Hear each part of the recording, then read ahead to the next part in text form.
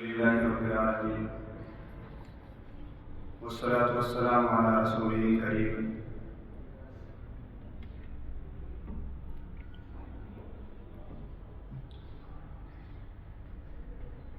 الحمدللہ اللہ کا بنت احسان و کرم ہے کہ اللہ تبارک و تعالیٰ نے خیرکم من تعلم القرآن وعلمہ اس آیت کا مصداق بنایا ہے. کہیں جا کے اللہ نے یہ مقام عطا فرمایا ہے اور بڑے خوش نصیب ہیں وہ لوگ اللہ تبارک و تعالیٰ جن سے اس کام کو لے رہے ہیں. واقعی میں وہ لوگ بڑے خوش نصیب ہیں. آپ صلی اللہ علیہ وسلم نے بات فرمائی کہ سب سے بہترین انسان ہے وہ جو قرآن کو سیکھتا ہے اور سکھا رہا ہے. یہ جو چمن ہم نے دیکھا یہاں آ کر، اس چمن سے ہم کو بھی بہت کچھ ملا. کسی نے کیا خوب کہا، اے چمن یہ بتا کہ تیری خوشگواری کا راز کیا ہے.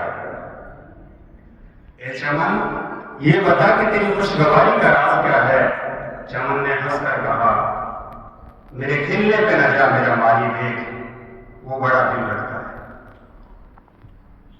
یہ جو معصوم سے بچے، یہ کھلتی ہوئی کلیاں جو ابھی ہمارے اور آپ تمام کے سامنے اپنی محنت کی کوشش ہمارے سامنے دکھا رہے تھے، جرأت دکھا رہے تھے. ان بچوں کی اس طرح سے بے باکی کے ساتھ سوال کا جواب دینا اور بڑے حوصلے کے ساتھ مائک پہ بیٹھنا. ایک مرتبہ مناظرے کا نیل کے مدرسے جب ہم پڑھتے تھے، ایک مناظرہ تھا. ہمارے استاد تھے، میں نام نہیں لیتا اس کا. اس مناظرے میں ہم سب چھوٹے چھوٹے بچے تھے اس وقت پہ.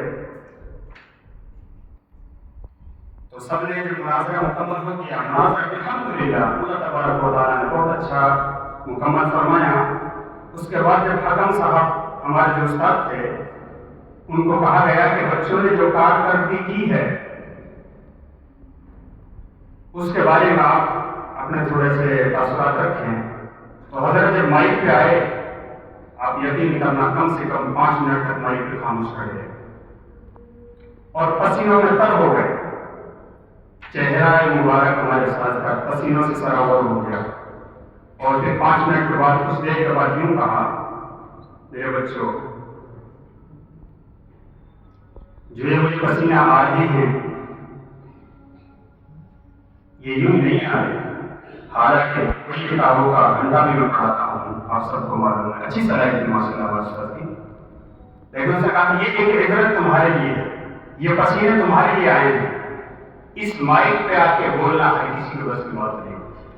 اور جب کیا پھول جیسے بچے، معصوم سے بچے، ماشاءاللہ کیا کہنا کہ تم سے جو ہمارے محترم صاحب نے، ہمارے سائل نے سوال کیا تو تم نے بے باکی کے ساتھ جو جواب دیا اس سے بھی بڑا خوش ہوا.